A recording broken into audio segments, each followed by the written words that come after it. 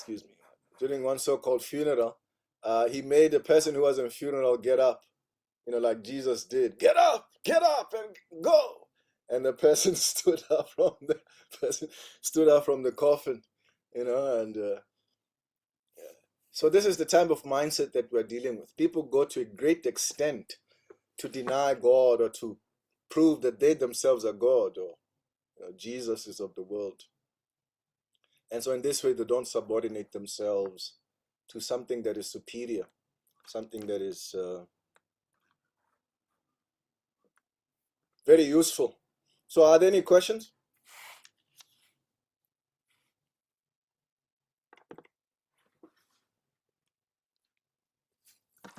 So what I want to do is, I want us to go through because you've done the Shri Upanishads, I'm going to try and open the database, go to Shri Upanishads and read the similar things that Prabhupada is speaking about in the Shri Upanishad.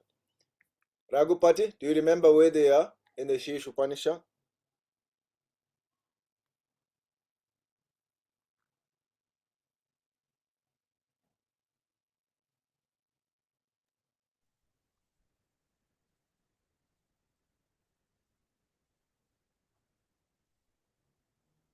No answer. Okay.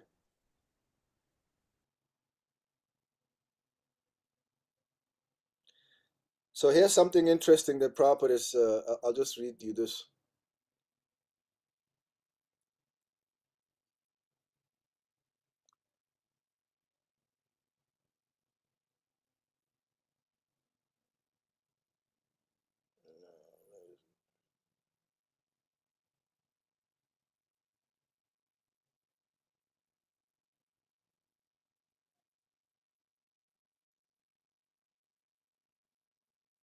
Yeah, okay. I found it.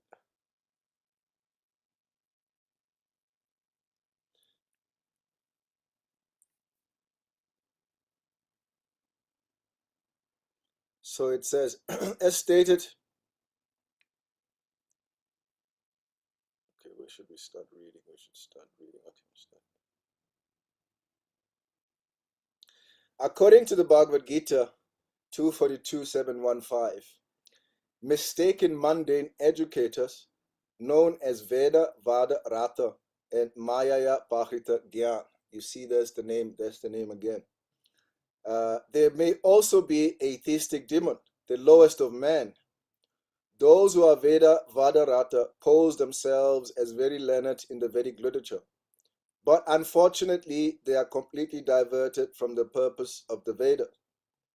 In the Bhagavad Gita 15:15, it is said that the purpose of the Vedas is to know the personality of Godhead. But these Veda Vadarata men are not at all interested in the personality of Godhead. On the contrary, they are fascinated by such fruity results as the attainment of heaven. But the Veda Vadarata people, instead of realizing that the purpose of the Vedas is to revive, the puppet goes on like this. So just giving you an idea of how everything else ties in. It's not that you read the Shri Upanishads and it doesn't tie into the Bhagavad Gita.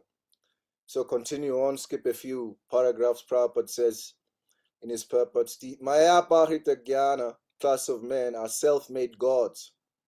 Such men think that they themselves are God and that there is no need of worshipping any other God. They will agree to worship an ordinary man if he happens to be rich, but they will never worship the personality of Godhead. Such men, unable to recognize their own foolishness, never consider how it is that God can be entrapped by Maya, his own illusory energy. If God were ever trapped by Maya, Maya would be more powerful than God. Such men say that God is all-powerful, but they do not consider that if he is all-powerful, there is no possibility of his being overpowered by Maya. These self-made gods cannot answer all these questions very clearly. They are simply satisfied to become God themselves. So there it is. There it is. The Maya Parita Jnana. And one thing that you immediately notice here, if you've been paying attention to what I've been saying since we started like a few classes ago, is that this last paragraph that we just read, and I'm sure your teacher in Shisha Upanishad went through this, but in this, just this small section that I've just read, Prabhupada is giving like 3 arguments against impersonalism. 3 very powerful arguments against impersonalism. So anyway, so that was text 15. So then we go to text 16. Text 15 is very long. You have to read it that yourself. And then text number 16. O best among the Bharatas, 4 kinds of pious men begin to render devotional service unto me: the distressed, the desire of wealth, the inquisitive, and he who is searching for knowledge of the absolute. So that's the English. And Prabhupada explains here that the Sukritinas are those who obey the rules. Yeah? Compared Sukritina compared to the Dukritinas, right? So you have the differences in Su and Du. Everything else is pretty much the same. So these are like Sanskrit suffix, prefix. Are those who obey the rules and regulations of Scripture and are more or less devoted to the Supreme Lord, although desiring something in exchange for devotional service. By association of a pure devotee, they also become pure devotee. Such persons are of 4 types. The Artha, the distressed, Gajendra is given as an example. The Artha Arti, the wealth seekers, Dhruva Maharaj is given as an example, somebody who embodies this division, because remember he wanted a kingdom bigger than his father. And you have the Jigyasu, the inquisitive, and Shonaka Rishi, who is one of the main speakers in the Srimad Bhagavatam. In fact, Srimad Bhagavatam begins with Shonaka Rishi and the rishis and the other rishis in the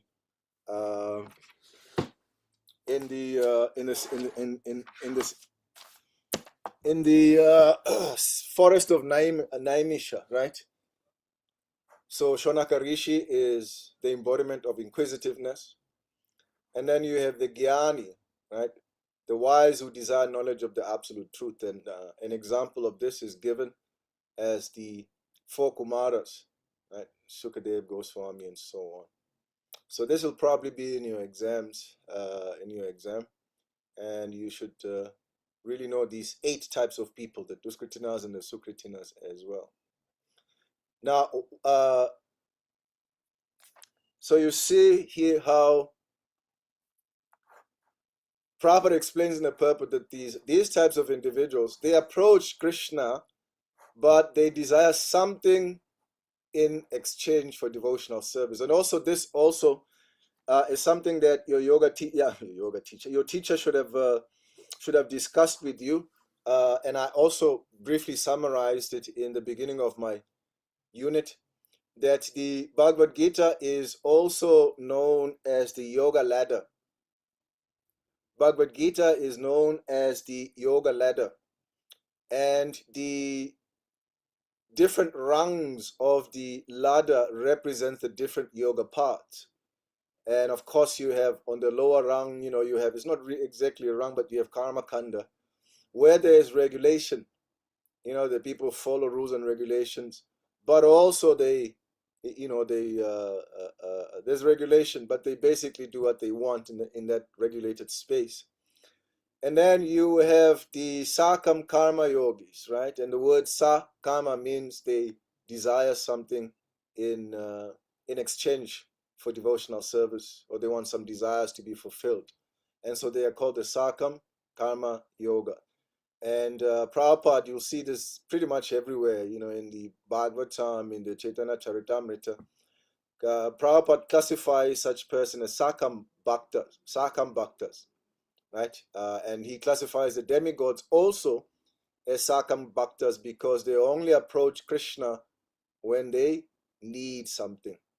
Whenever there's trouble in the material world, the first thing you see is that either the king will approach his worshipable god, Indra or whatever. Indra will approach, will have a meeting with the other gods, all the other Lokapadas, and then after that they go to Lord Brahma, and Brahma listens to them, and Lord Brahma goes. I mean, this description is given in the Srimad Bhagavatam, and Brahma goes from there to the Svetadweep, to Svetadweep ocean, where Lord Vishnu is lying, surrounded by the ocean of milk. But he's the only one that can enter there. So the rest of the people, they don't go into the island. The rest of the gods, they wait on the shores, and Brahma goes in there. He sits in meditation for a long time, and then the Lord appears, just like how the material world was created. And when the Lord appears in Brahma, he can either appear in Brahma's heart or he can appear externally, and then Brahma then tables the God's concerns. Hiranyakashipu is terrorizing us, please help us. And then the Lord will always usually give instructions. Don't worry, I'll be there. Just prepare for my arrival. You go there before me as my entourage and prepare for my... So that's how it works. So Prabhupada classifies this type of arrangement as sakama. Any questions before we move on to text number 17?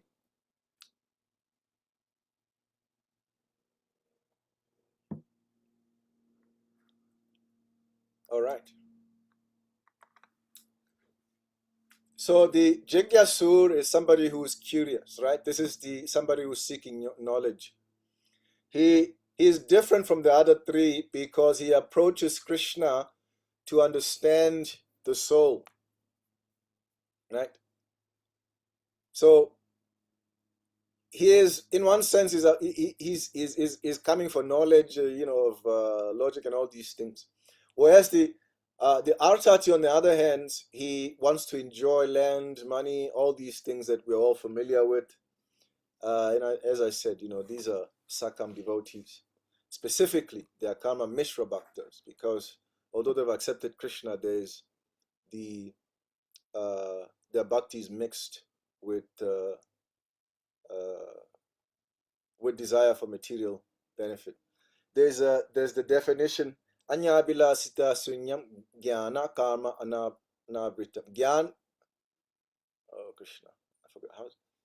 Anyabila sita sunyam jnana karmadi anavritam. Anukulyena krishnanushilanam bhaktir uttama. So in the Nectar of Devotion, Srila Rupa Goswami describes what we mean by pure devotional service. What is it that as Vaishnavas or aspiring Vaishnavas, what is it that we are aspiring for? Because although we may be one of these people, we approach Krishna because we are distressed, we want wealth, or we are just curious, but still we are approaching Krishna.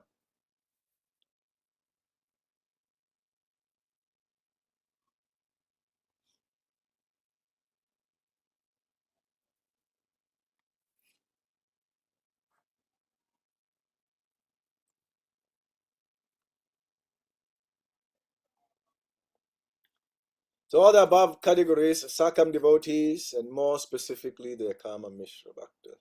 So these are the four types, and like I said, you're likely to get this in your exams. I think pretty much every Bhakti Sastri exam has these. Yeah, so if there's any questions, then we'll move on to text number 17.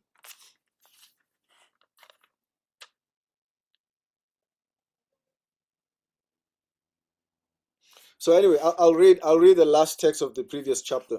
I mean, of the previous verse. Prabhupada says, text number 16.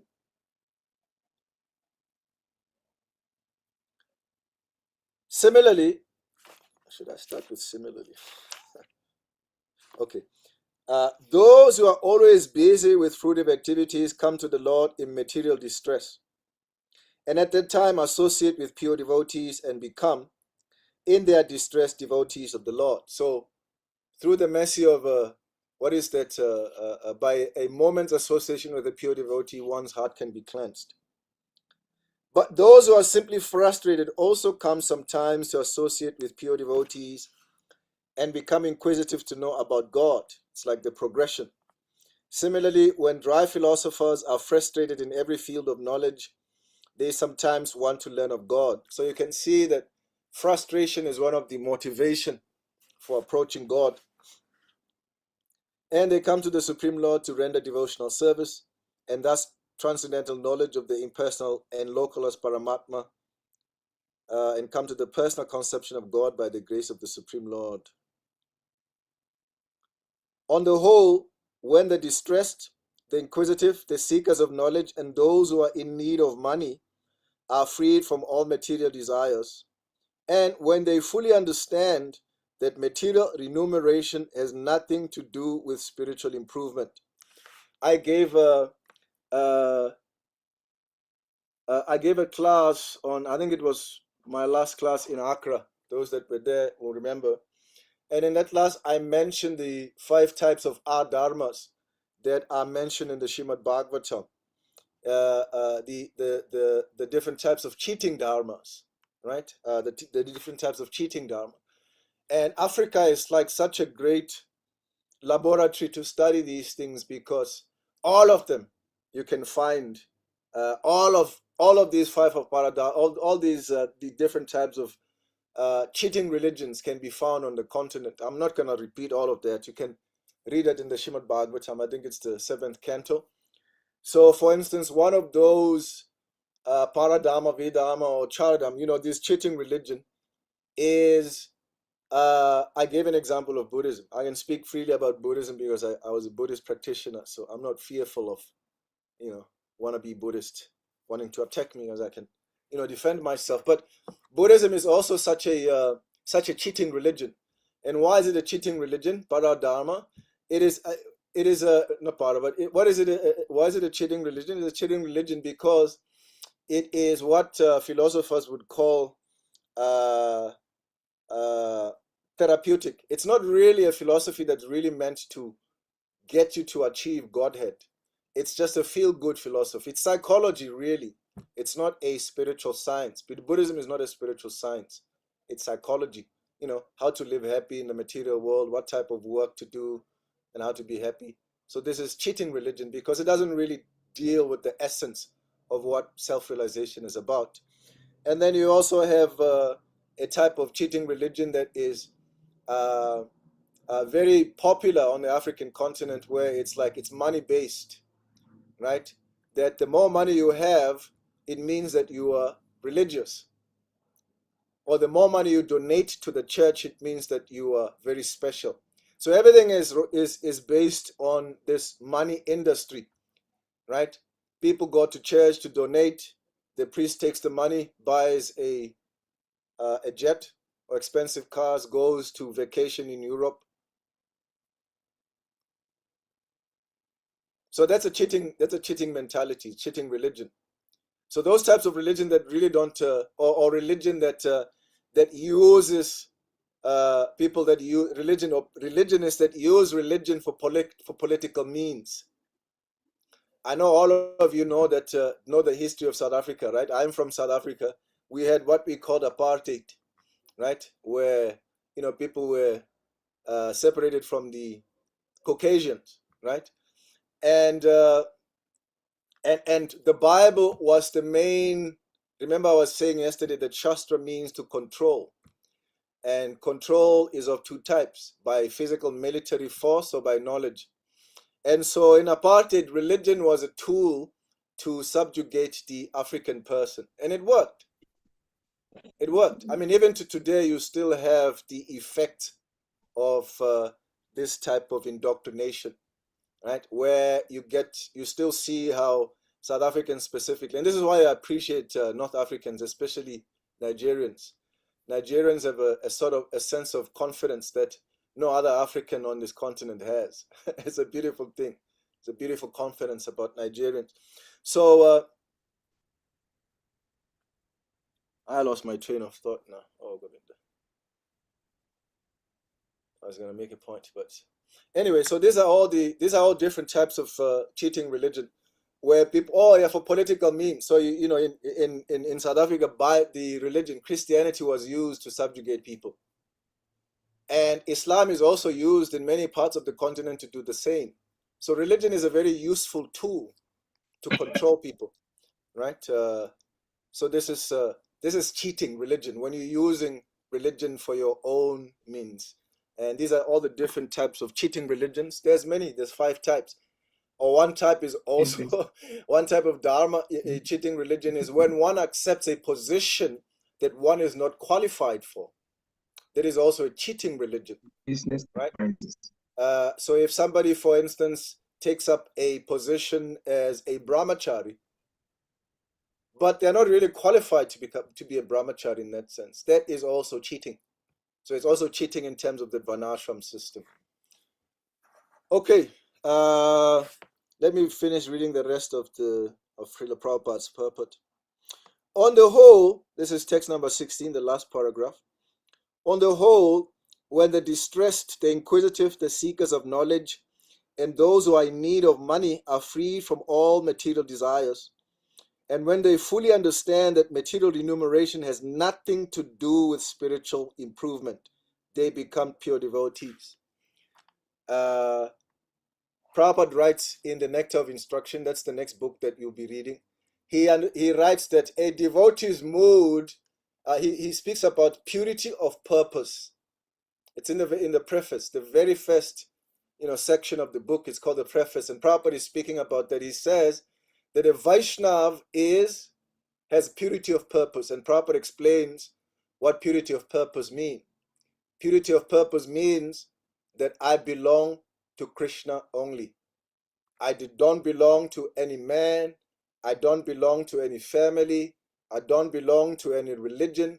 I don't belong to any country, to any continent. I belong only to Krishna. So this is the mood. I mean, you'll explore this more in the Nectar of Devotion, or when you're speaking about Ragatmika Bhakti, where you see the gopis, when they see Krishna, they say, Krishna is mine. Each one of them, each one of the gopis, they say, Krishna is mine. He's not yours, but he's mine. So that's a very high and elevated sense of purity. And to tie it in with what we're saying, with that definition of pure devotional service, Anyabila Sita Shunyam, the pure devotional service is devoid of karma, is devoid of jnana, is devoid of anything else. Pure devotional service means Rishikena Rishikesha Sevanam Bhaktir Uchati, engaging oneself in the service of Krishna only for Krishna's pleasure and nothing else. So this is what we are aiming for. And it is one of the reasons why we are studying this knowledge, so we can interrogate it and see the whole thing, the whole discussion of this Bhagavad Gita and this process is not for you to get out of the temple room and say, oh, Janmastami is I don't know, let's see here. Janmastami is an Artati. Oh, Balabhadra is a Jnani. Raghupati is, no, that's not why we are studying. The whole study is for you to understand this, but also turn it inwards to see where you are. So it's a measure to measure your own spiritual advancement and not to measure other people's spiritual advancement. Because if you can measure yours, it's easy to measure other people's spiritual advancement. When we were young, I mean, that mood is gone now. It's no longer in ISKCON, thank God. But when I was a younger brahmachari, we had the mood of we are going on book distribution. We are going on Harinam to go preach to people. But that's not how it works, actually. You go on book distribution, you go on Harinam to preach to yourself. And this is one of the reasons why we ran into trouble, because when we left the temple, we left there with a superiority complex. We are better. We are going to save those rascals. This demon, Prabhupada says, has no good qualities. These demons, these karmis, we'll save them. And what would happen because of that? We would behave like demons ourselves. Give you an example that involves me. That when I was a brahmachari in Cape Town, because that's pretty much where I grew up as spent a lot of time as my young brahmachari days, and just Just in front of the table is a train station, right? Rondebosch train station. Temple is in a beautiful place. In the background is that beautiful Table Mountain. It's a beautiful, beautiful place. So what would you do? And our Sankirtan, our book distribution was that we had a very good Sankirtan leader. We had very good Brahmachari leader, very good ashram leaders that were trained themselves. So I consider myself very fortunate to have been trained by those sets of devotees, right? And so our program is we would when it finishes Bhagavatam class, we would take breakfast, and we took breakfast like real soldiers, which means you eat and go. You eat and go.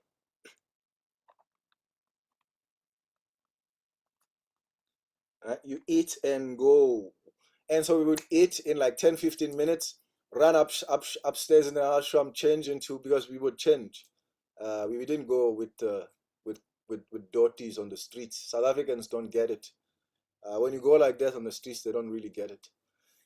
So we would. I mean, this was many years ago, before Raghupati was born.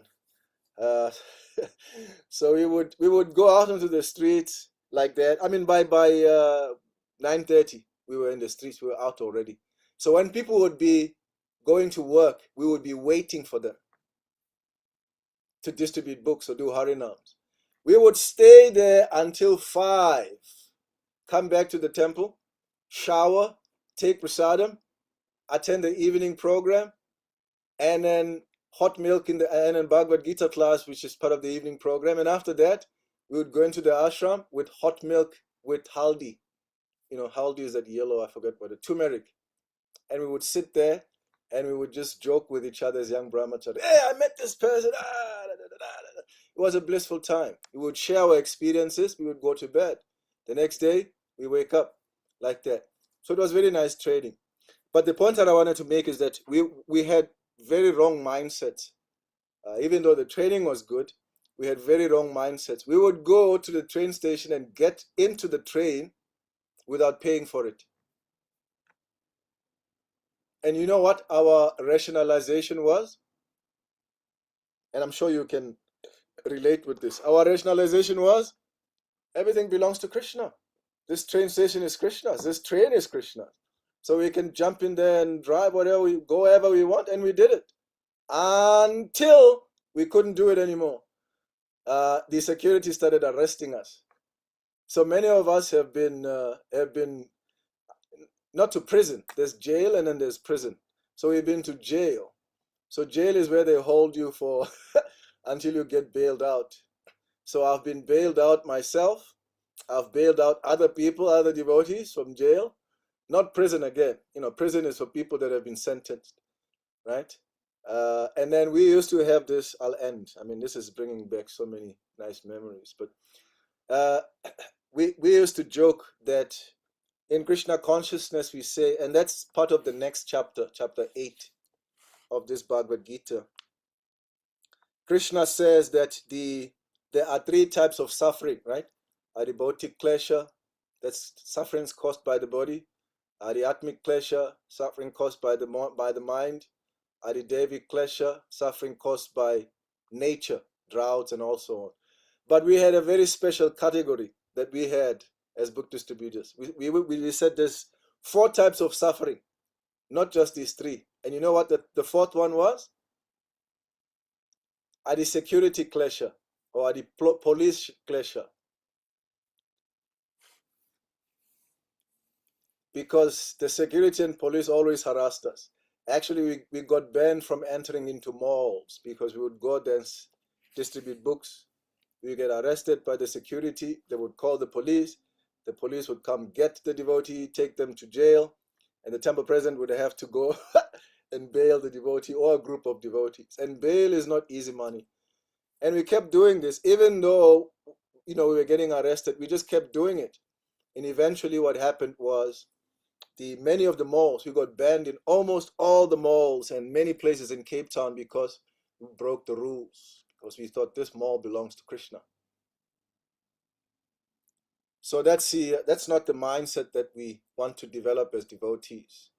The mindset that we want to develop as devotees is that mindset that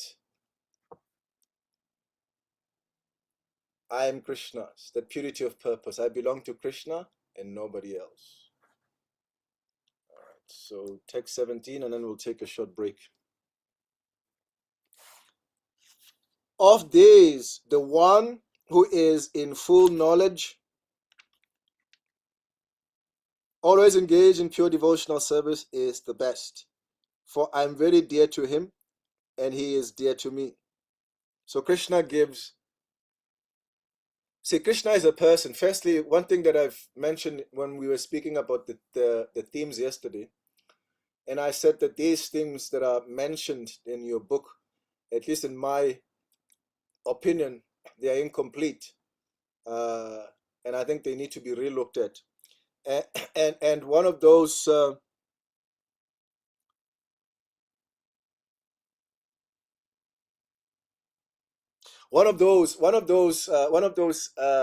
themes was fighting impersonalism, right? In your books it says defeating impersonalism is a theme. I have a problem with that because it's a negative. We need a positive, right?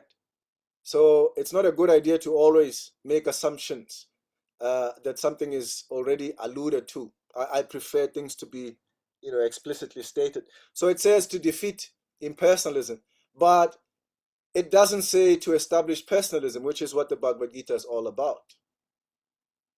That part of establishing personalism is there. So, but I mean, the devotees that put the book together, I can give them a little room and say, uh, because it is implied. Yes, maybe it is implied, but it specifically needs to be stated. So, and anyway, that's my position. This book that you're using, it's incomplete. It's useful, but I think it's lacking in many respects.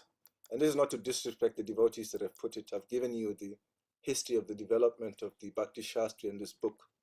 So, and I say this with as a teacher. So, so what I'm getting to here is that Krishna is saying here what he likes and what he doesn't like. And liking and disliking something is something that comes from a person. So this verse, what it also does immediately is it establishes Krishna as a person. Right? It says, I'm very dear to him, and he is dear to me. So Krishna as a person is speaking. I'm repeating this over and over in all my classes because Bhagavad Gita can take an impersonalist tone. Even devotees can present the devotees in a very impersonal tone without even realizing it. So explicitly stating the personal aspect of Krishna consciousness or the Gita specifically for our Shastric studies is very important. So Krishna says, of these, the one who is in full knowledge, so Krishna is telling us who he likes, and who is engaged in pure devotional service is the best. So here is making a category as a person that this is how I see it. This is the ontology. This is the hierarchy, right? Somebody who's like this and like this, like that, I like them very much. So what does Prabhupada say? 17. Of all persons who begin to worship Krishna and one who is in knowledge of the Supreme Lord, freed from material desires and engaged in devotional service is the best. He is very dear to the Lord. And why do we say he's dear to the Lord? Because Krishna has said it himself. If somebody tells you I like khichdi and you cook them khichdi, they'll be very happy. He is called Eka Bhaktir, interested only in devotional service. That's it, nothing else. It is clear that Krishna is using the term Jnani to refer to one who has abandoned his pursuit of knowledge and turned to bhakti. Is very important in this verse. That the term Jnani in this particular verse means one who has given up the desire to the pursuit of knowledge, but who's now pursuing devotional service. That's the distinction. And this is the Jnani we are speaking about in text number 17 here. That such a Jnani loves Krishna and Krishna loves him. And a commentary from Baladev Vidyabhushan comments that this type of Jnani the devotee knowledge who desires only Krishna's service is dear to Krishna, that the Lord is not satisfied to say that he is the best of the four. So he's not. See, remember Krishna gave you the four types of Sukritina. People that come for him because of some material reason. So Baladev Vidyabhushan says this type of gyani does not fall in that category. It's a very special type of gyan. Is that gyan who's not just going for knowledge, but is going for Krishna, for bhakti. So that's the distinction. All right. So let's take a break. It is now 35. At 12:40 we can meet again. Actually, no. I need a little time. So 12:45 we can meet. Okay, Hare Krishna. Hare Krishna. Mute.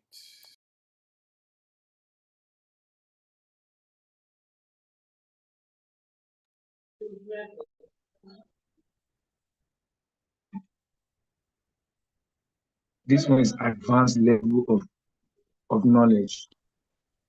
They carry Hare us Krishna, power. the devotees. Can you hear me? Hare Please, Krishna.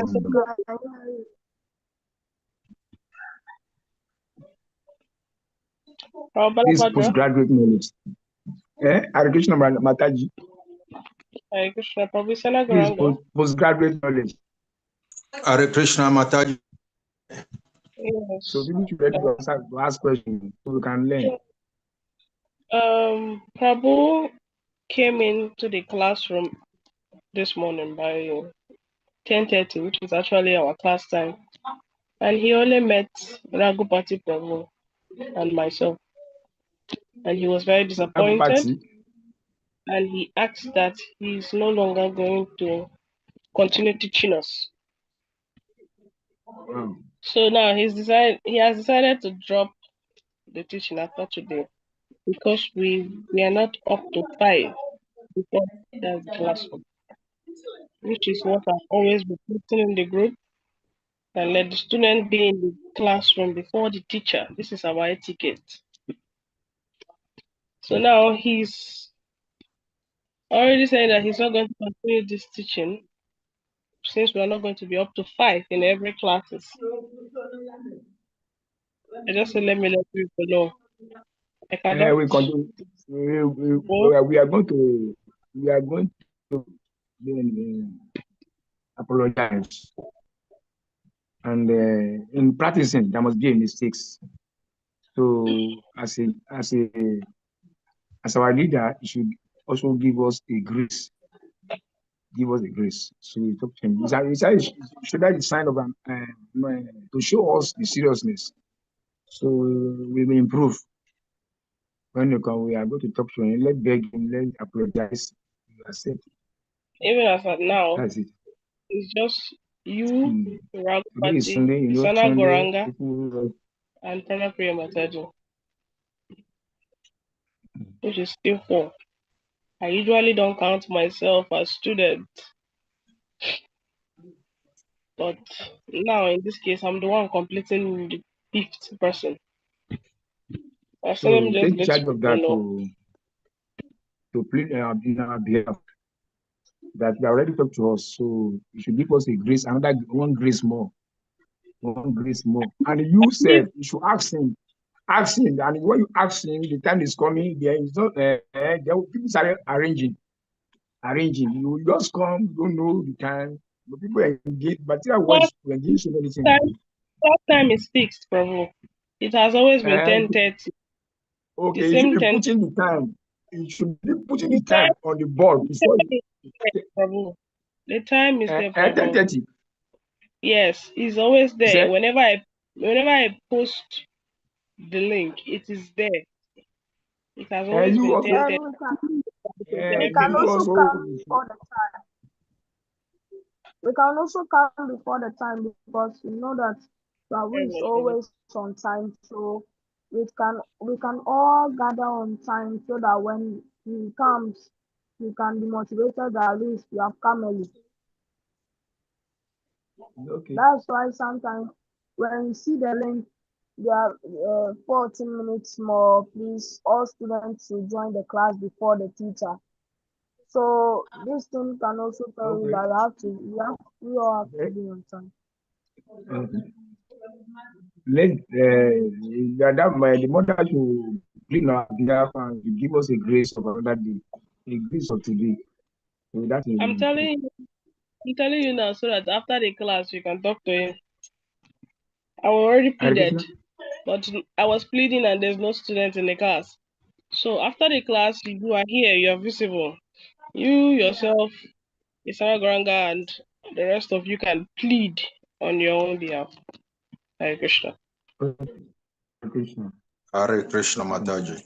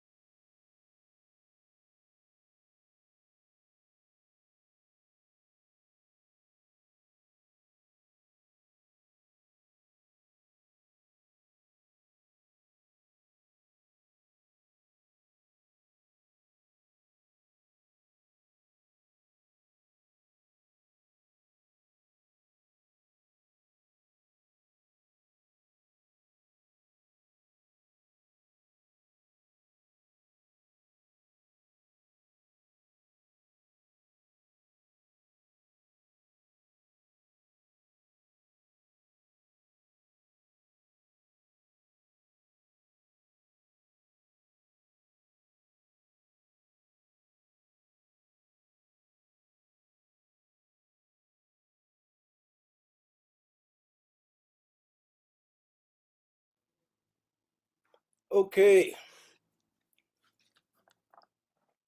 Text number 18. All these devotees, so you notice immediately Prabhupada calls them all devotees. All these devotees are undoubtedly magnanimous souls. But he who is situated in knowledge of me, I consider to be just like my own self. Being engaged in my transcendental service, he is sure to attain me the highest, the highest and most perfect goal.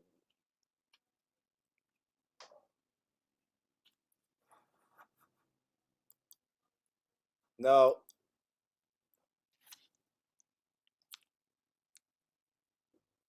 look at this verse here. This is a very beautiful verse.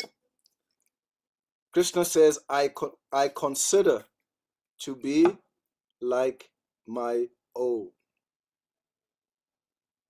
Atma eva. Just like myself. Why? Because of that purity of purpose that we're speaking about. The idea that only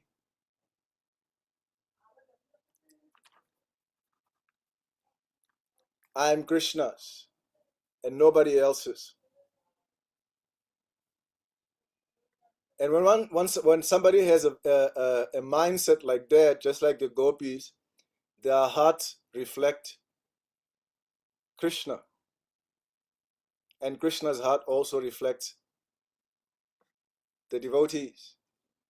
Kurvanti tirtani. There's a beautiful verse in the Srimad Bhagavatam that describes the pure devotee that Srila Prabhupada or Krishna is describing now, who is very, very dear to Krishna, as a walking tirtha, a walking place of pilgrimage. So wherever the devotee goes, they take Krishna with them.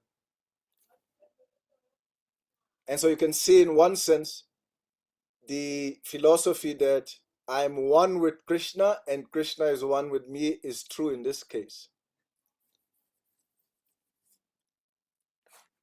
Not in an impersonal sense, in a devotional sense.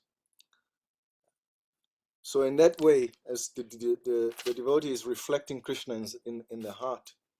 And so he is just like Krishna.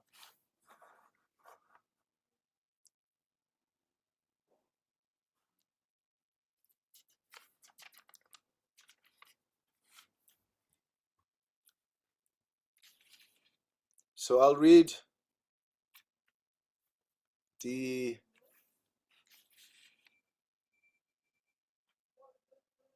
second paragraph, no, the first paragraph, sentence 2, let's see.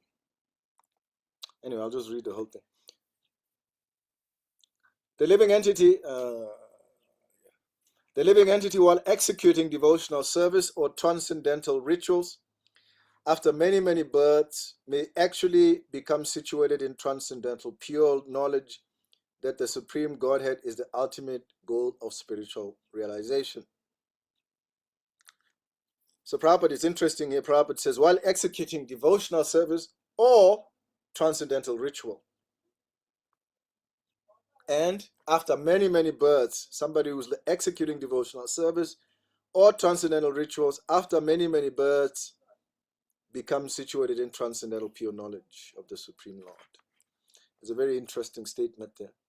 In the beginning of spiritual realization, while one is trying to give up one's attachment to materialism, there is some leanings towards impersonalism. Again, you see Prabhupada's mood when it comes to impersonalism. He brings these points over and over and over and over again to remind us of the differences between how a personalist approaches things and sees things and does with how an impersonalist does things. So it's important, therefore, that we understand impersonalism really clearly. In the beginning, okay, but when one is further advanced, he can understand that there are activities in the spiritual life and that these activities constitute devotional service. Realizing this, he becomes attached to the Supreme Personality of Godhead and surrenders up to him. At such a time, one can understand that the Supreme Lord Krishna's mercy is everything. Right? So you see what's happening here. So somebody is moving from, what is that verse? Vadanti tat pavidam tat pam yagyanam yad Vadanti tat pavidam tat Vadanti tat pavidam gyanam. Hey, Krishna, what is going on? Brahmeti Paramatmeti Bhagavaniti Shabdati. I forget the second line. If you know the verse, you can help me with the second line there. But so in this verse, it describes that the absolute truth, Krishna, can be realized in three features: impersonal, God in the heart, and the Supreme Lord.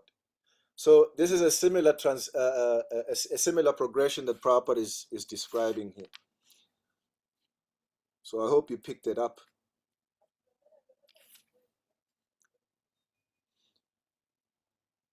He is the cause of all causes, and that this material manifestation is not independent from him.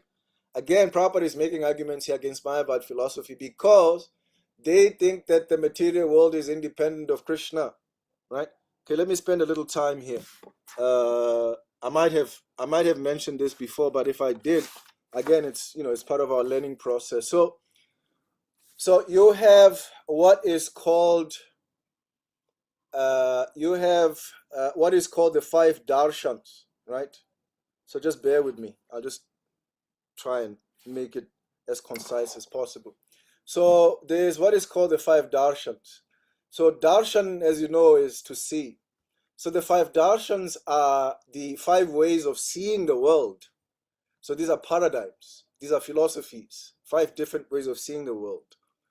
So when we're speaking about Indian philosophy in general, we are speaking about these 5 darshans that I'm about to describe to you, right? So Indian philosophy in general, they fall under these 5 categories. So the first one of the 5 darshan, and each one is systematized and presented by a great powerful rishi or sage. So the first one is called Nyaya. Prabhupada mentioned Nyaya in previous verse, I think 3 verses back. So Nyaya means logic. So logic, I mean, in this instance, it's synonymous with what we described previously as Sankhya philosophy. Now, Sankhya philosophy means to enumerate, remember. And logic means to enumerate, but through logic, trying to understand the world through logic. I'll give you an example. So a Nyayika, a logician, would say, maybe now they are on their spiritual path now. No, they finished, but so they say, who am I? Prabhupada gives this example. It's logic. Prabhupada, and so the logician Nyayika says, who am I? So now he tries to answer this question, and very similar to what René Descartes, the French philosopher, did. So who am I? Am I this body? Am I this ear? Am I this nose? Am I this ear? I can't be. Why can't it be? Because I say it's my nose, my ear. So then there must be something else other than this nose, this ear, this body. That's called logic. So this is the logic process of trying to understand the world. And then the second one is called Vaisheshika. It's similar. Vaisheshika is just like a little bit of an upgrade from Nyayika. It's very similar. And the Vaisheshika literally means atomic theory. It's very similar to modern science because it also uses logic, but it studies the atoms. What is the smallest unit of existence, right? So this is called Vaisheshika, using the same tools and principles from Nyaya, but more specific in terms of the Vaisheshika. So in terms of and then the third one is Sankhya, and I've already described, and specifically I'm speaking about Bhagavat Sankhya. This is Sankhya that is presented by Kapila Dev in the 3rd canto of the Bhagavatam. So that's the 3rd darshan, the 3rd way of seeing the world. And then you have the Fourth way means of seeing the world, and this is the Purva Mimamsa. Purva Mimamsa. So it came before. This is Mimamsa means philosophy. So it's a philosophy that came before. So this is a philosophy. This is like in the Krishna book, right? In the 10th canto of the Srimad Bhagavatam. There you see Krishna having a conversation with his father after Nanda Maharaj and the residents of Vrindavan decided to perform a yagya for Indra, right? And they got together all this paraphernalia, and they're about to present this philosophy, this presentation, do this yagya. And then Krishna approaches his father, and then he begins to argue back and forth with his father. You can go and read it. But in essence, Krishna is saying to Nanda Maharaj that you don't have to worship the gods. Why? Because the gods work only under duty. They are propelled by dharma. So if you do your dharma, everything will happen. So if you do your dharma, Indra will shower rain irrespective, because that's his job. His job is like the water manager, the Department of Water. Indra is the Department of Water. And as long as you pay your water bill, the water will come, irrespective of how the minister feels. So Krishna was saying, these things are mechanical. Basically, that's the essence. So Karma Mimamsa are what you would call technocrats. They use technology, the technology of sound specifically. I would have loved to share this with you because in Vedanta, there is what is called the sound moves on different levels. I think I spoke a little bit about this, maybe the first two when I was in Accra. But sound moves in different levels, 5 different modes, different levels of moving. So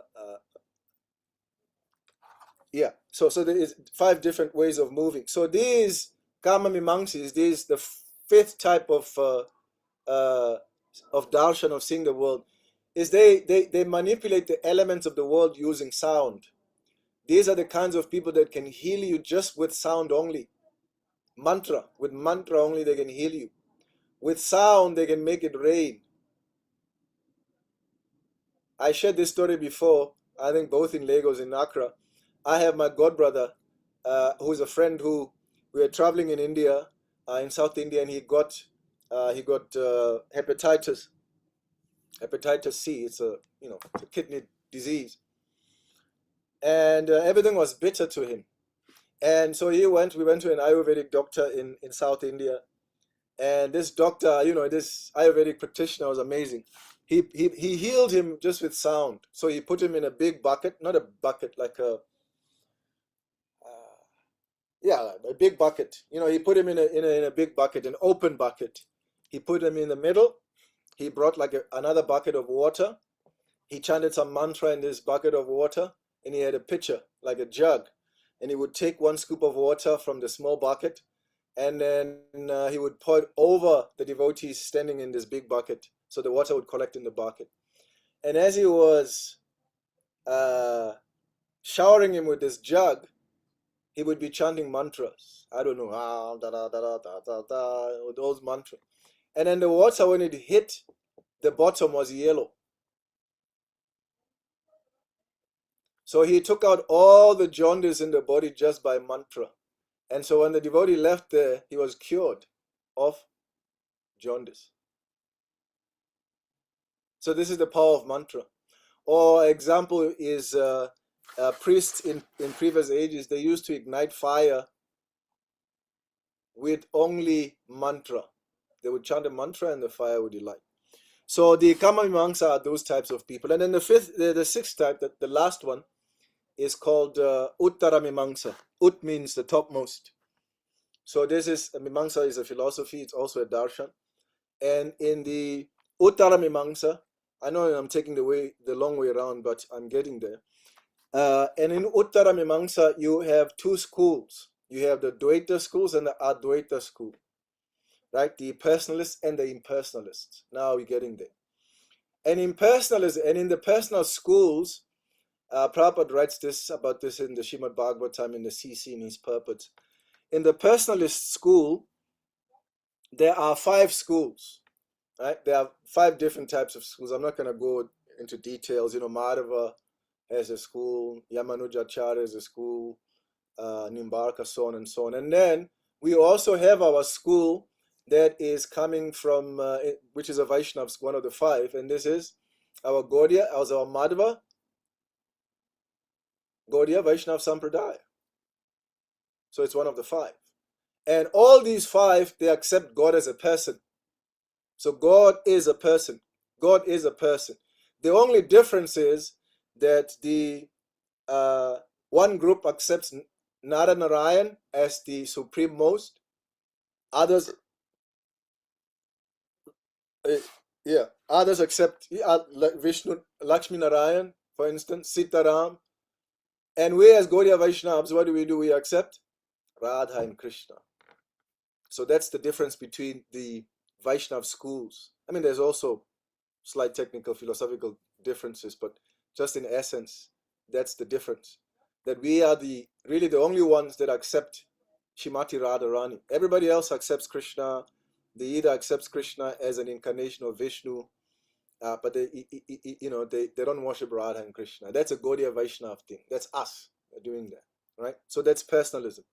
So we are on the same team with these people. We are all Vaishnavas, right? Sri Vaishnavas, Gaudiya Vaishnavas, all of that. And then you have the Advaita. The Advaita, because Dvaita means 2. Jewel is the same root. Dvaita from jewel means 2. And Advaita means jewel, which means none 2, means 1. So it's a philosophy of oneness, right? And the philosophy, just in essence, is just cut this all short. So in Mayavadi, there's different types of schools in Mayavadi philosophy, but there's just 2 types that are very prominent. One is called Vivartavada, and the other one is called Parinamavada. Now, Vivartavada, for example, is, it's like if I have 10 nairas and I give 10 people 1 naira each, how much do I have left? I have nothing left because I've given away all my nairas, right? So there was God, there was Brahman, there was Krishna, and then Krishna became the world. Now there's no more Krishna, only the world, right? So this is one way the Mayavadis try to kill Krishna, or the person. So that's one. There's subdivisions of that particular philosophy, and then there is what is called Parinam. Parinama means transformation. Right? And they have what is called the Brahma Parinamavad. Similar, that Brahman is covered by Maya is one variation. That Brahman is transmitted similar to the first one, with slight technicalities. That Brahman was there was Brahman, and he became the world. So you can meditate and become Brahmana. All of us are Brahmana. All of us are God, and we can meditate and become God. And these philosophies that I've just, 2 types of philosophies that I've given you, they pervade everything in the current zeitgeist, the current the current state of the world. Everything, education, religion, personal interactions, everything is based on these 2 Mayavad philosophies. So you can imagine, by the time you graduate high school, we are like proper impersonalists, right? We become like real proper impersonalists. And so it takes a lot of work to come out of that. So I'm just again stressing the importance of this theme of personalism. And it's not just a question of intellectual study. It's something that we also have to express in our day-to-day dealings. Otherwise, what happens is we just become, we speak nicely, but we behave badly. We speak personalism, but we behave impersonalism. So we need to reconcile and integrate the 2 so that they're consistent, right? Personalism, this theme is very important. It's the major major theme, more than reincarnation and everything else. This is a major theme in all of Srila Prabhupada's books. Okay, so again, Prabhupada is reminding you in his own words. So the devotees do not know anything beyond me. I'm ending the purport that I was reading. And I also cannot forget the devotee. There is very intimate relationship between me and pure devotees. This is Krishna, Prabhupada speaking Krishna. Again, you may want to pass this on also to the compilers of this book and your teachers, that we in this series of theme, we need relationship as a separate philosophical concept. Not only should it be implied in all the other themes, but it should stand as a separate theme, because it's an important theme that Krishna speaks about all the time. And we can see the results of not understanding what a relationship is. Right? For instance, when I speak about relationship as a philosophical theme, what is a relationship? What are the conditions that make a relationship, and so on and so forth? This is an important theme that is required here. At least I teach it when I teach Bhakti Sastri, and I use it as a separate theme. So that because we don't study this particular theme as a focus, we tend to also very unconsciously slip into impersonal behaviors, because we assume that we know what relationships are. All right, so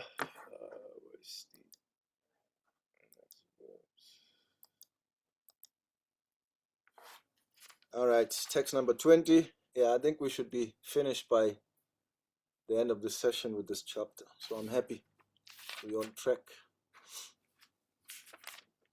Those whose intelligence has been stolen by material desires surrender unto demigods and follow the particular rules and regulations of worship according to their own natures. Now, if you were paying attention earlier, you'll see that this is exactly what I was reading in the Sri Ishopanishad. Exactly the same. Prabhupada is saying the same thing. Connection, relationships is important. To connect the relationship, connection between what Prabhupada was saying in Sri Ishopanishad and what Prabhupada is saying in this particular purport here. Influenced by their lower modes, their knowledge is stolen away because they foolishly think demigods can fulfill their desires. In verse 20, note the similarities between Ritta Jnana, intelligence stolen by material desires, and Maya Pahita Jnana, text 15, knowledge stolen by illusion. And both these words appear again in your Sri Upanishad. So compare text number 20 and text number 19, and look at the Sanskrit. Same thing, pretty much. So I've already mentioned when we were reading in the Sri Upanishads how these people's intelligence is stolen. I've already explained it quite at length. So text number 22, right? Yeah. Endowed with such a fate, and who is this person that Krishna is speaking about? Who is endowed with such a fate? The person whose intelligence is stolen by material desires and who worships the demigods, endowed with such a fate, he endeavors to worship a particular demigod and obtains his desires. But in actuality, these benefits are bestowed by me alone. Right? So this is called demigod worshippers. Krishna says these people are less intelligent. And we may say, I'm African, I don't worship demigods. That's an Indian thing. I mean, I know the Igbo have demigods, but many other African ethnies don't have demigods. They don't have gods. Very few African tribes have this. But so somebody may say, my tribe, what is the demigods? I don't worship demigods. I'm Ghanaian. I'm a proud Ghanaian guy. I'm Ashanti. I'm this. I'm that. And then, but we do it all the time. The demigods that we worship may not necessarily be qualified as the demigods that are mentioned in the Shastra, but we do it. We also do demigod worship. We worship Davido. Prabhuji, I'm so sorry, my phone got issue. No. We worship David. Please don't interrupt me. I'm in the middle of a class now. We worship Davido. We worship Brad Pitt. We worship Angela Jolie. Sylvester Stallone. I don't know, many African actors. We worship Burna Boy. Those are our demigods we worship. So we're doing the same thing. This celebrity worship is the same thing. And what does Krishna say about such people? Less intelligent. Their knowledge has been stolen by illusion. Text 23. Men of small knowledge worship the demigods. Again, it's a continuation of these demigod worshippers. Men of small intelligence worship the demigods, and their fruits are limited and temporary. Those who worship the demigods go to the planets of the demigods. But my devotees ultimately reach my supreme planet. So I'll read paragraph 4, 1, 2, 3, 4. Not only are the demigods parts of the Supreme Lord, but ordinary living entities are also. In the Srimad Bhagavatam, it is stated that the Brahmanas are the head of the Supreme Lord, the Kshatriyas are his arms, the Vaishyas are his waist, the Shudras are his legs, and all serve different functions. Regardless of the situation, if one knows that both the demigods and he himself are part and parcel of the Supreme Lord, his knowledge is perfect. But if he does not understand this, he achieves a different planet from the demigod, where the demigod resides. This is not the same destination the devotee reaches. The result achieved by the demigod's benediction are perishable, because within this material world, the planets, the demigods, and our worshippers are all perishable. So anybody who worships the demigods, anybody who worships celebrity, you are less intelligent, according to Krishna. Okay. And then we do the last 6 verses of this chapter. And after speaking about the demigod worshipper, how they are less intelligent, and he gives all the results and all of these things, and me expanding it into, we also do it in terms of celebrity worship. Now Krishna takes a slightly different turn. Now he's going to speak about the impersonalists. So overview. Krishna has described the demigod worshipper whose surrender is misplaced. Now he will discuss the impersonalists who surrender the formless aspect of Krishna. They cannot see Krishna, who covers himself from their vision. Pious persons, freed from dualities arising from delusion, engage in devotional service with determination and attain liberation. They have knowledge of Krishna as Adbhut, Adidhaiv, and Adiyagya. So again, these terms, now Krishna is beginning to introduce terms that he is going to explain in the next chapter, chapter 8. Right? So this is the beginning of the connection of chapter 7 to chapter 8. It begins here with these new terms that Krishna is introducing, Adbhut, Adidev, and Adiyagya. The 7th chapter explains how one can become such a Krishna conscious person. In the beginning, one takes the association of devotees, which lead to understanding one's constitutional position as servant of Krishna.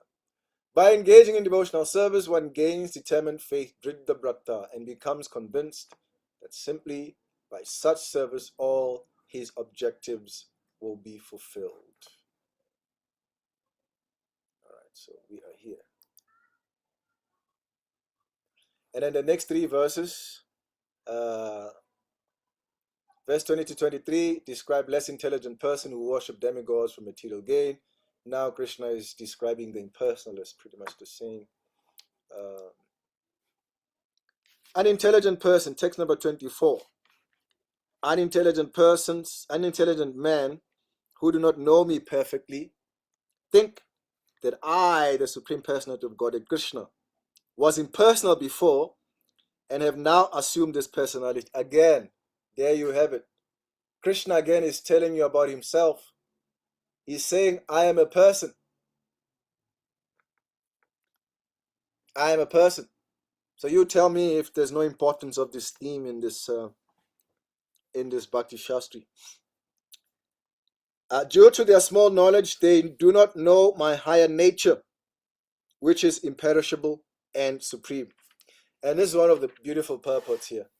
Prabhupada gives arguments against impersonalism. You can read that on your own, but this is a summary of the purport there. Impersonalists have no intelligence. Why? Because they consider Krishna's personality to be inferior to the personal aspect. Right? They say that personalism, like I was explaining the two types of Advaita Vadas, impersonalists, they say that first Krishna, the form comes from formlessness. That's an argument, and some of these arguments you'll be asked to use them when you're writing essays and stuff, and even in your exams. So it's important for exams purposes to know these arguments, but also for your own arsenal of weapons to have when you're speaking with impersonalists.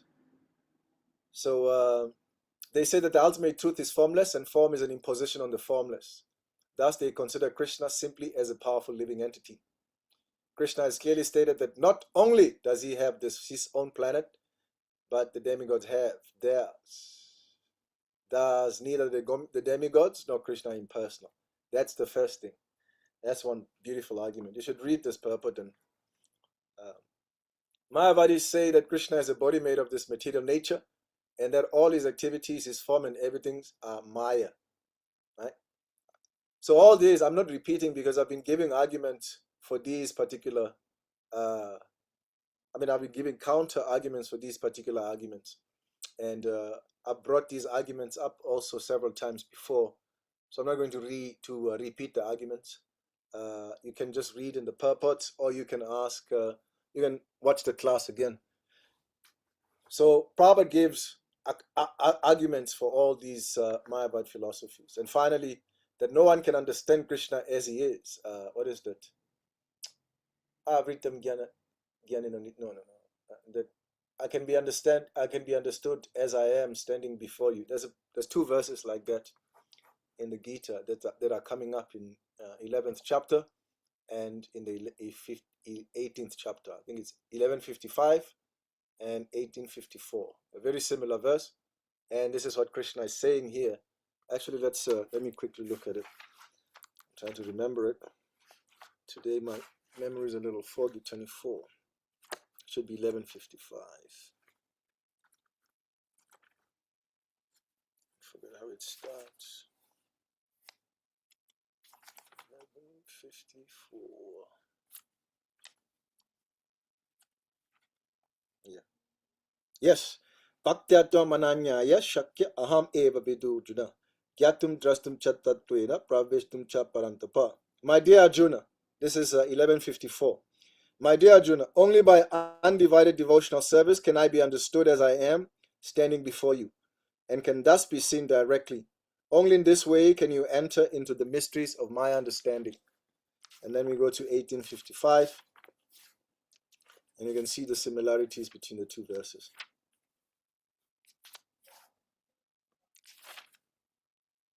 Bhaktyam mama bijanati yavanyas chasmitatpataha tattumang tatpatu gyatva vishatitatanantaram. One can understand me as I am, as a Supreme Personality of Godhead, only by devotional service. And when one is in full consciousness of me by such devotion, he can enter into the kingdom of God. Again, I'm bringing it back to the point that I was making in the beginning of the class in reference to Gopi Paranana Prabhu's article about Srila Prabhupada's purports, that Srila Prabhupada's purports are a combination of all the Acharya's purports. So you can see it clearly here that Prabhupada is especially the last part. He is almost verbatim quoting it from Krishna's own words. So that's text number 24. Krishna just described the demigods as Alpamedasa, small intelligence. And now he describes the impersonalist as Abuddha. Right? Alpamerasa, the demigods. Buddha means the impersonalists. Alpa means a little, a little, meager, very little, small intelligence. And Bodhya, even though we say less intelligent, it means no intelligence actually, because is a negation. Like you have symmetry, then you have asymmetry. The A negates what comes after it. So Abudhaya means no intelligence. So what it means here is that the impersonalists are worse than demigod worshippers. This is Prabhupada at his best here. I mean, he's always at his best, but it's one of those Prabhupada, Prabhupada mood in that sense. Text number 25. I've never manifest to the foolish and unintelligent, which means what? Which means he's not manifest to the demigod worshippers, the Alpamerasa, and is not manifest to the impersonalists who are Buddhaya, no intelligence. So it's a continuation. I'm never manifest to the foolish and unintelligent. For them, I am covered by my internal potency. And what is Krishna saying here? He's saying the demigod worshippers, the impersonalists, including celebrity worshippers, they are covered by Maya. They can't understand anything. And therefore, they do not know that I am unborn and infallible. So the demigod worshippers and the impersonalists are bewildered. 26. O Arjuna, as the Supreme Personality of Godhead, I know everything that has happened in the past, all that is happening in the present, and all things that are yet to come. I also know all living entities, but me no one knows. So this is another thing that Krishna is telling us about himself, about his personality. What is he telling us? He's saying that he knows about past, present, and future. And Prabhupada gives an argument, again, in his purport about Mayavadis. Everywhere is Mayavad philosophy. Prabhupada be defeating Mayavad philosophy. And Prabhupada says that if Krishna were in Maya, the impersonalists claim then that he has a material body and would forget anything about his past life. So, nice arguments. So that's text 26, again, Prabhupada giving powerful arguments against Mayavad philosophy.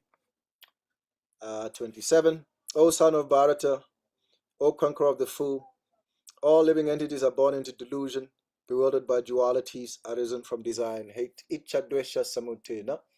This verse is also part of your key memory verses, which means you have to memorize this verse. Ichadvesha samutena dvandva mohina bharata sarva bhutani sammohang sage yandi parandapa. O son of Bharata, O conqueror of the foe, all living entities are born into delusion, bewildered by dualities arisen from desire and hate. So everybody who takes birth in this material world is influenced by the three modes of material nature. This is what Krishna is saying.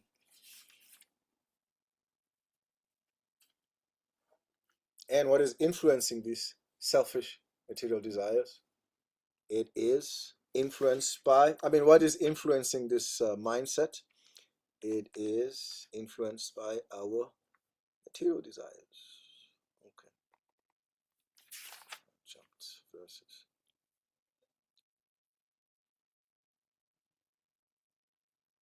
Prabhupada says, this is their misfortune.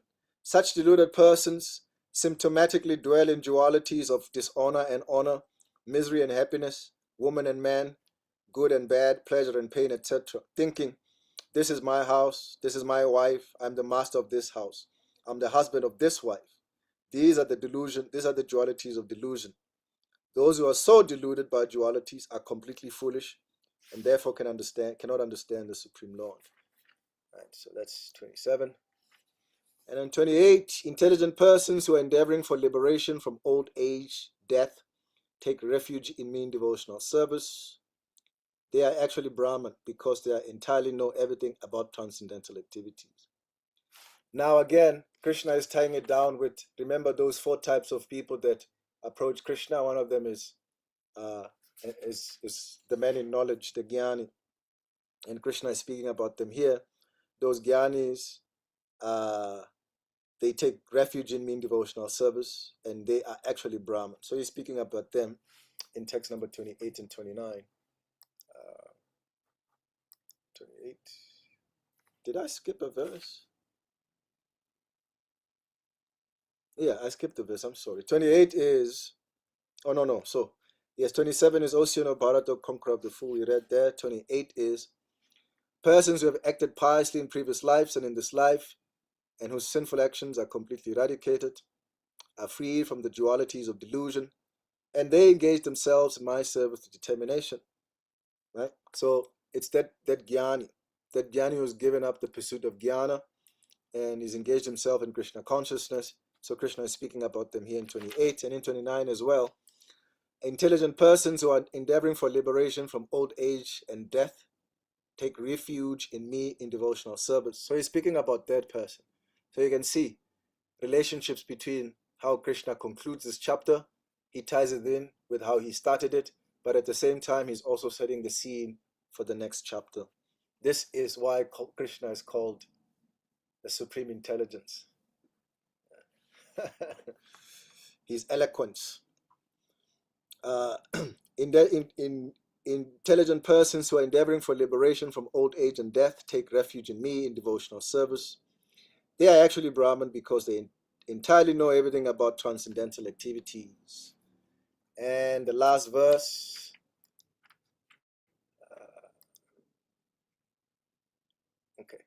and then the last verse, those in full consciousness of me, who know me, the Supreme Lord, to be the governing principle of the material manifestation of the demigods and all methods of sacrifice, can understand and know me, the Supreme Personality of Godhead, even at the time of death. Now notice, connect 647 with this verse, the last verse of 730, very similar.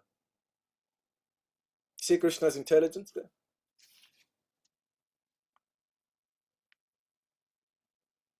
So Krishna described in the last 647 that one who meditates within me, is the best of all. And then he goes on, he tells Arjuna, listen carefully, I'm going to speak to you and tell you how you can actually situate yourself in this samadhi that Raghupati was mentioning yesterday. And then Krishna went on to describe all these points in this chapter. And that brings us to the different types of human beings. You have law abiders, those who are dharmic, law breakers, those that are adharmic. And anyway, we've already covered that point there. So that's the end of that. Let's see. So there's some additional references if you want to take notes there. This Avishuddha Buddhaya, the impersonalist intelligence, is impure. You can also read about it in the Srimad Bhagavatam 10th canto. And then there are 3 categories of pious activities that we read.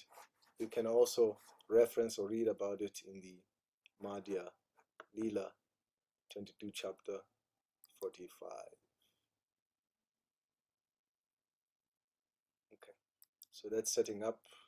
We were going to discuss more of this, but we will not be able to do that, unfortunately. So if there are any questions, I can take the next few minutes to answer questions. If not, then are there any questions, comments?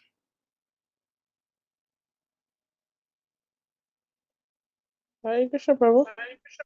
Janmastami, Hare Krishna. Yes, Prabhu. I just wanted some clarification. You were listing the 6 types of darshan. Yes. And I happen to see some similarities with what Can you speak a little louder, Janmastami? Can you speak a little louder? Yes, I said you were given the 6 darshans.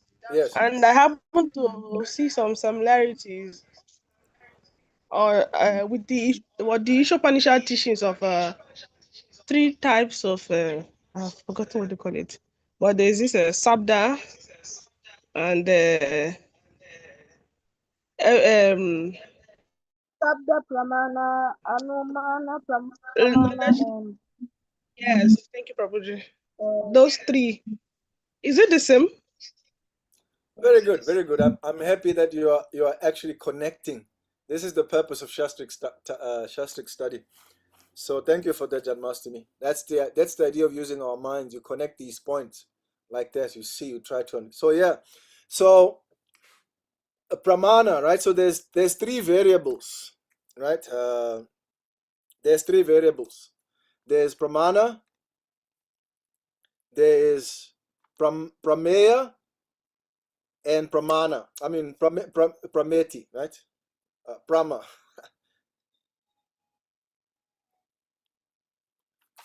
Okay. So okay.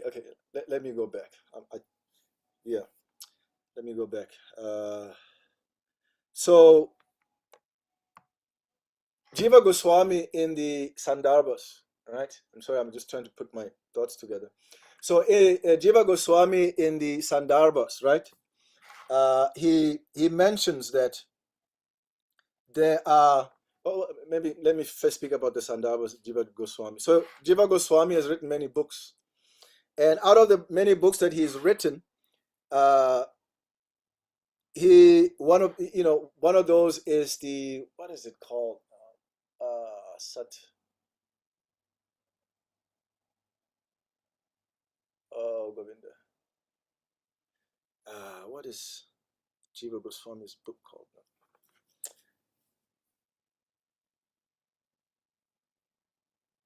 Sandarbhas, sorry. Yes, the Sandarbhas. Those 6 Sandarbhas. So what you are asking is there similarities between the Sat Sandarbhas and the Sat Darshan? So let me speak a little bit about the Sandarbhas. So the Sandarbhas, this is a book by Jiva Goswami. So in that book, in that there's 6 books. So the first book is called the Tattva Sandarbha, right? So the Tattva Sandarbha deals with what you are asking. What is truth, and how do you measure truth? This is called epistemology in philosophy, the study of knowledge and all. So what is knowledge, and how do you measure knowledge, and how do you know that you know?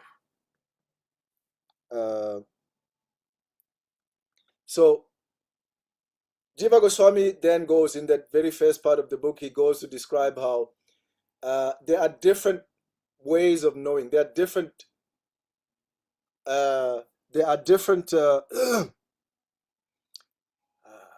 do we say this? There are different means or modes of knowing, different processes of knowledge, right?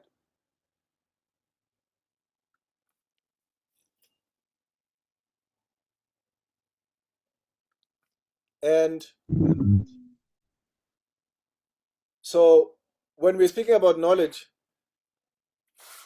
looking at my, okay, I hope, because you were all late, so I can take a few minutes extra, so that's fine. Yeah, so in the Sandarbha, he speaks about what constitutes knowledge, right? That epistemology. And how do you receive knowledge? So he explains that there's many different types, many different ways of receiving knowledge, right? There's many different types, but primarily there's 3 ways of receiving knowledge. So when we're speaking about knowledge, we are speaking about 3 variables, right? What you were asking, prama, pramana, and prameya, right? And so you're speaking about the knower, the known, and the process of knowing. So how do we get the knower is you and me, the knower is you and me, and the the known is Krishna. And how do we know Krishna? There's a process that we follow.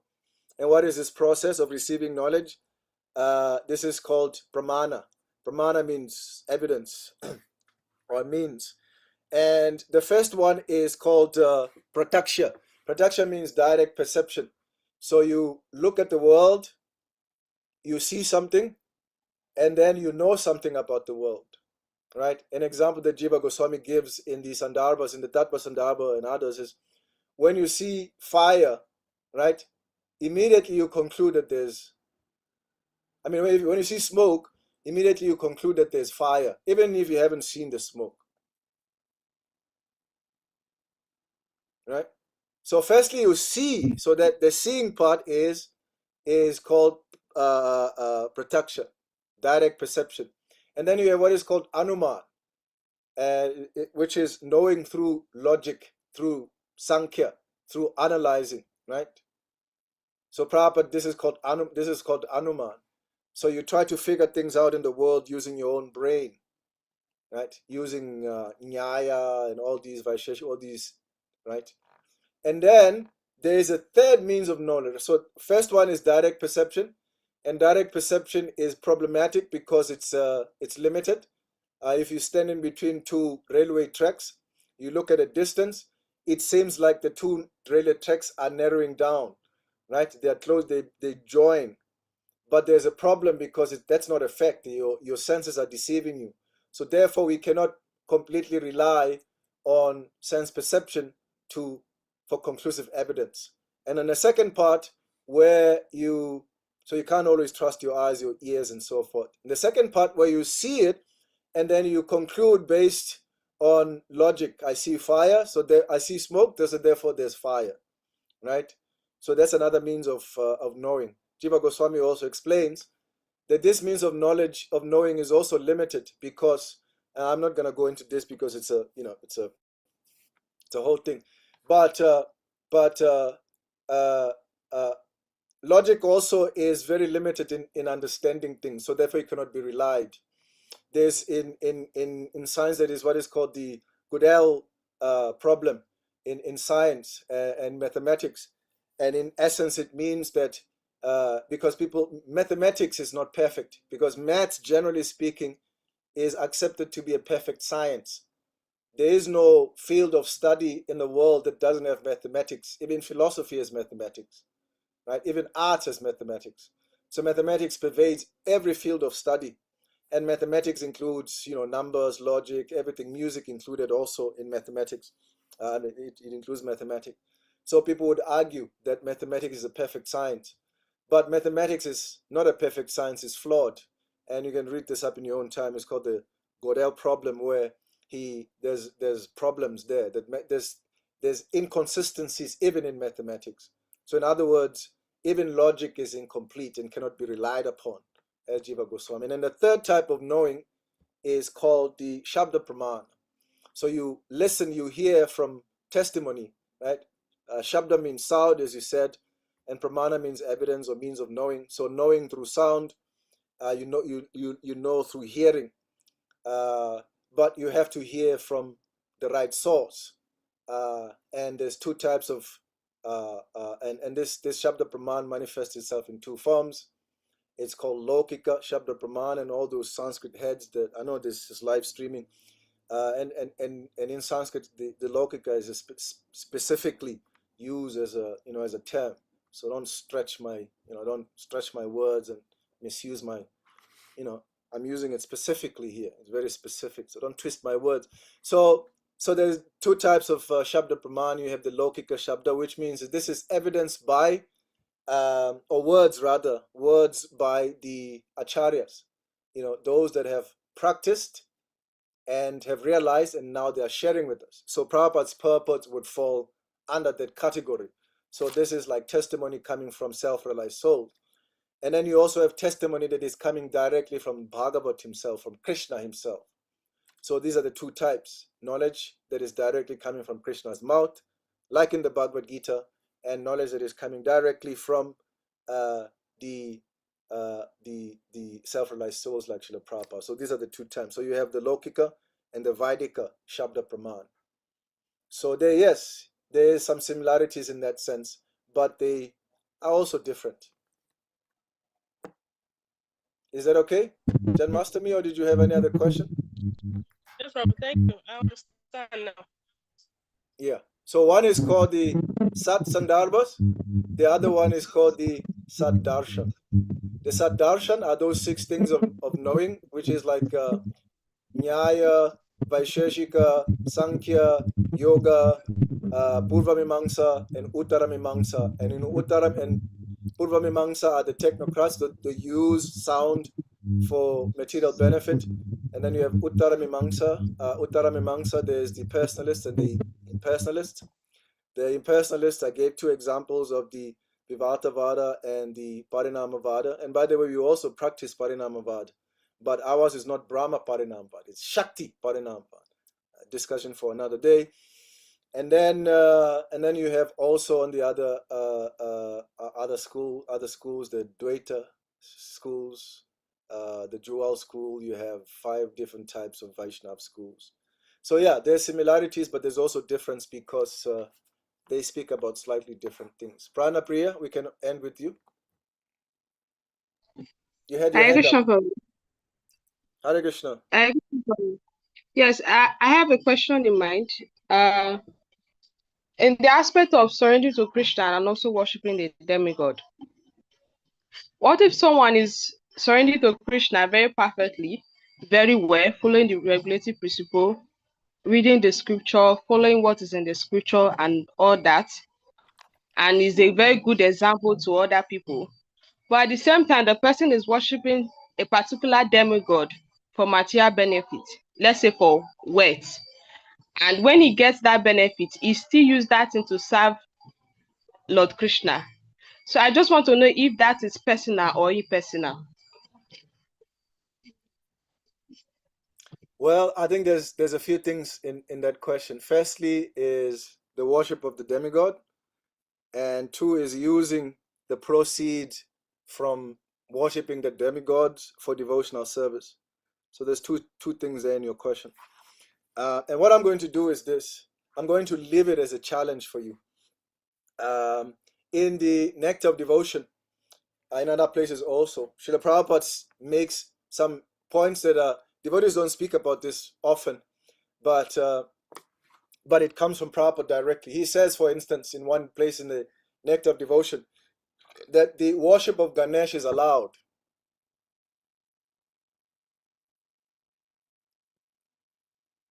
The worship of Ganesh is allowed. But, and Prabhupada continues that the worship of demigod is allowed, but one worships, a devotee worships them, for instance, in Ganesha's case, because Ganesh is the remover of obstacles, right? So one worships Ganesh to remove obstacles for devotional service. It's Prabhupada's own words in the Nectar of Devotion. So I'm not going to steal the thunder from the Nectar of Devotion teacher, because this is a very important question you're asking. The worship of demigods within Krishna consciousness, within ISKCON, is it allowed or not? So that's a really a question that should really, I mean, I can answer it, but I'm leaving it for the Nectar of Devotion and for you to also think about it, the teacher. And then the second part's about the using the proceeds for devotional service. That's also another discussion. I mean, anything that's given to Krishna is useful, but there's also a debate around ethics in ISKCON, and ethics means good behavior, exemplary behavior, of what should devotees do when, like a temple present or whatever, when they receive money, dirty money. Can they accept it and use it in Krishna's service? Because remember that money comes with a heavy karma. Right? It comes with a heavy karma. Whoever is accepting money, well, if you're accepting money from somebody else, you're accepting a great deal of karma. It's not just like I'm giving you 100 naira, that's it, but I'm also giving you something personal, something karmic as well.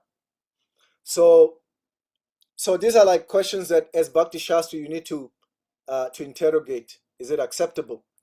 Because there are some of our temples that have been built allegedly, let me use the word allegedly, that have been used with proceeds that are coming from criminal enterprises.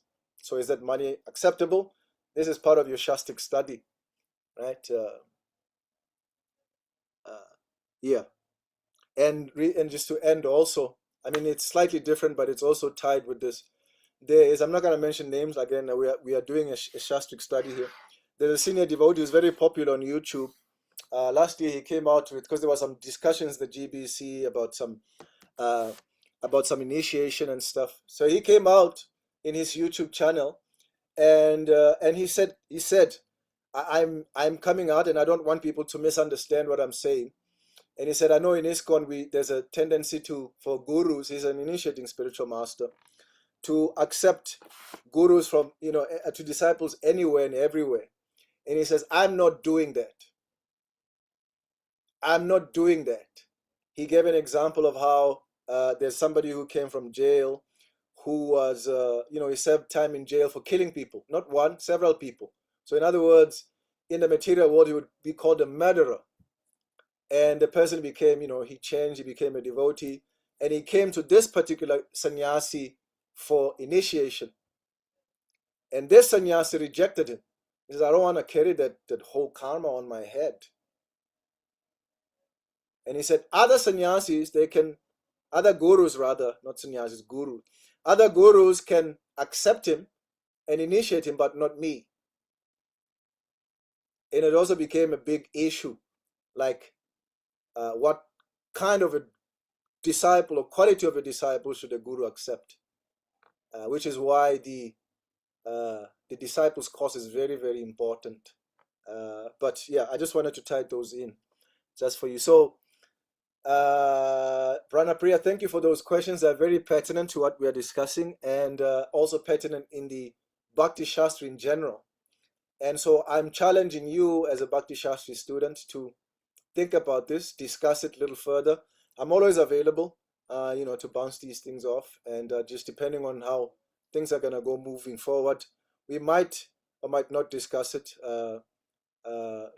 because as I mentioned, I'm concluding now because I've taken now I'm taking 15 minutes of your time.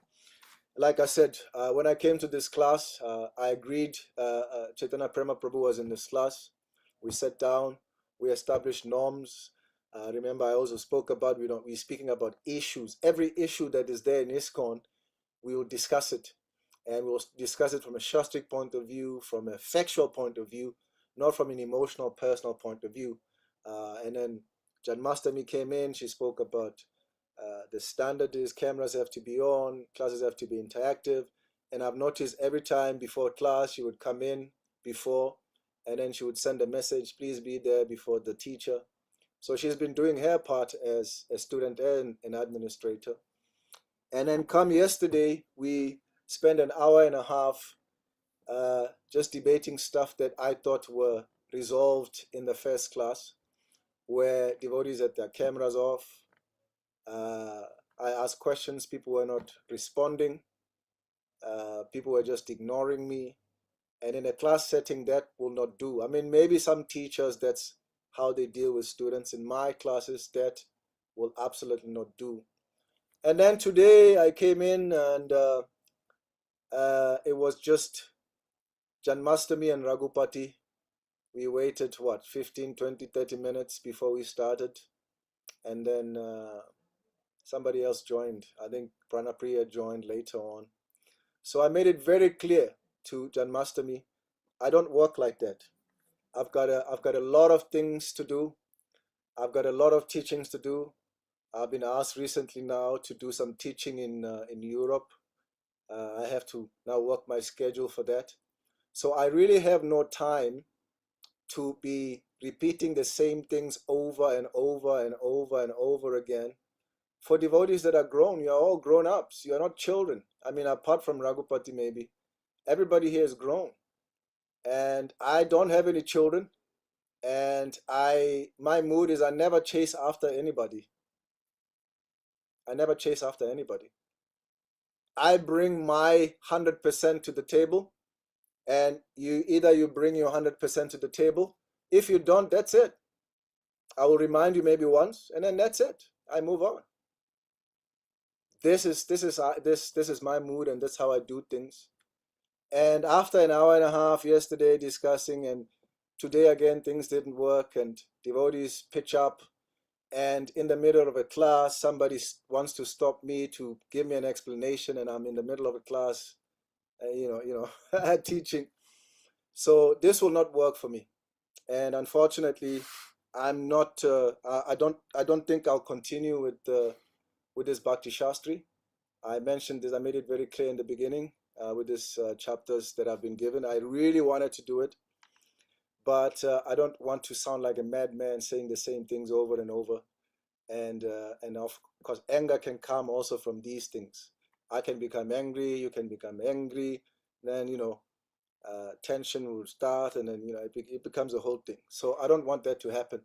So I just wanted to let you know this will be my final class with all of you.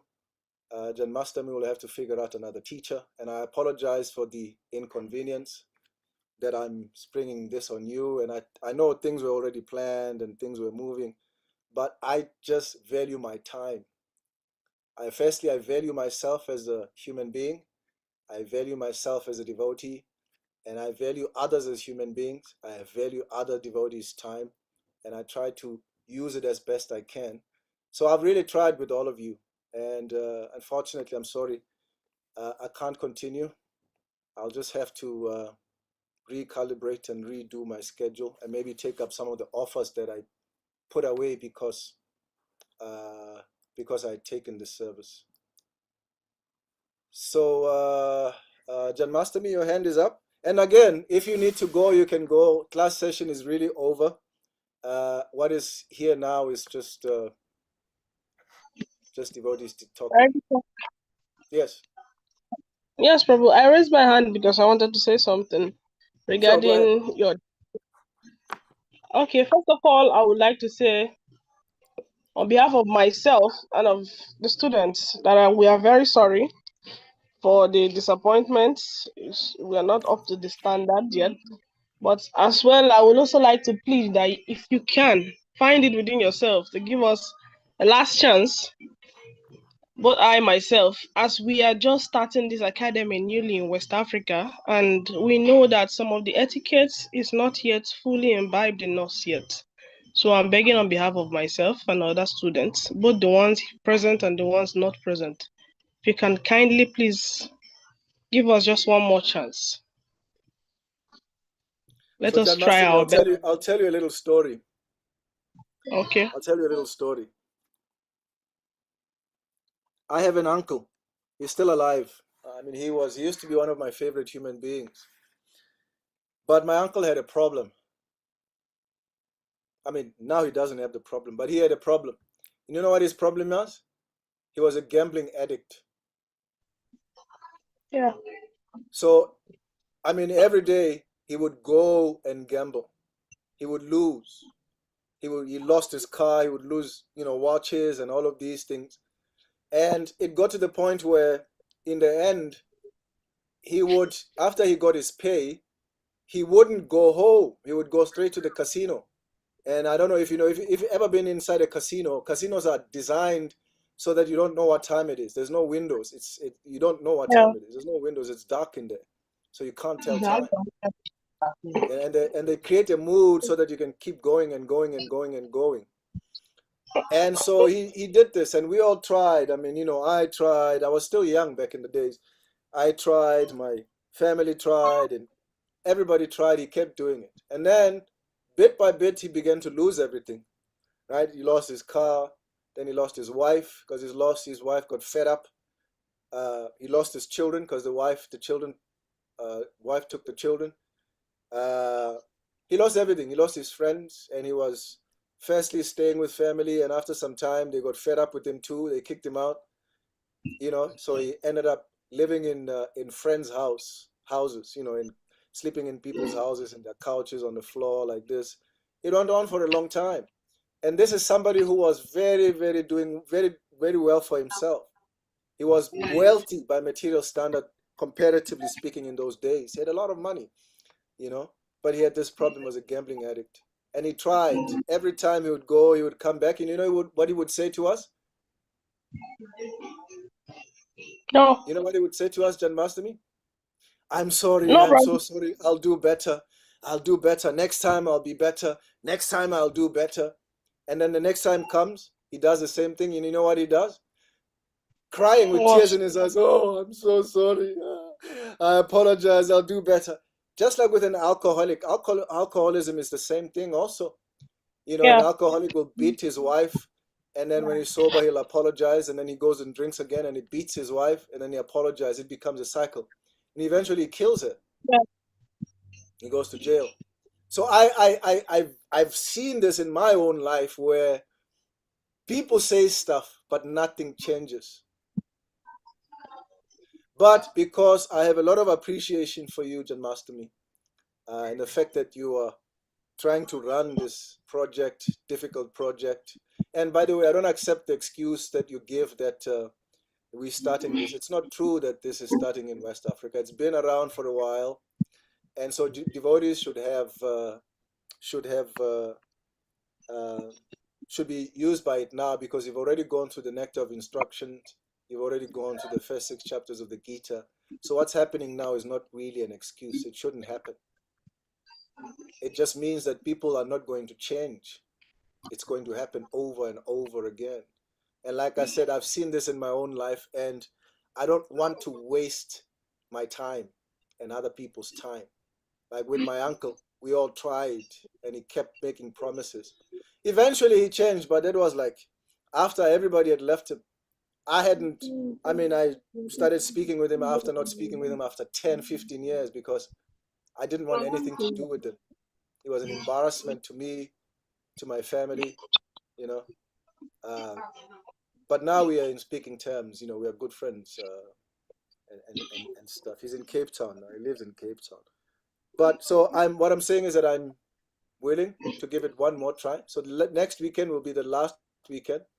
In fact, not next weekend. Saturday will be the last day. I'm going to do it again. If this happens again, there will not be discussion, and I will not discuss it with you. I will do the whole class, and finish it, and that will be it. Thank you very much. Thank you very much. Have a nice week ahead. Have a nice week ahead. I'm available. You have my number. If you, during the course of you processing and thinking and doing your homework, you have some questions, I'm available on WhatsApp. You can shoot me a message, or we can do a WhatsApp call. I'm available for you for this particular thing, for the Bhakti Sastri, nothing else, just for the Bhakti Sastri. Thank you very much. Have a nice week ahead. Kripa Sindhubhya Eva Cha Patitanam Kripa Sindhubhya Eva Cha. Hare Krishna. Yeah. Okay, we have heard it though. Last chance.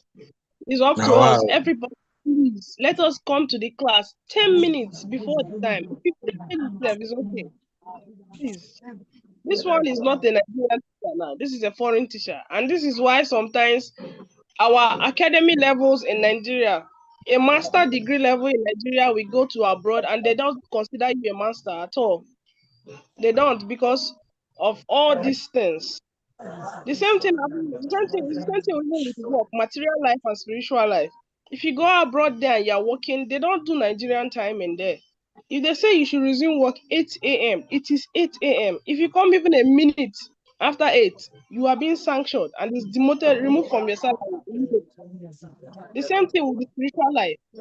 Their classes, their Mangalarati time, there's no time, no second, no minute added. So please, I'm begging all of us, let us try. Even for myself, it's not easy. Sometimes I come early, sometimes I don't come early. I know that. But please, let us all try for ourselves. Hare Krishna. Hare Krishna Mataji. Happy Shiva. Happy Shiva. Ragupati, I think you are the host. End the meeting.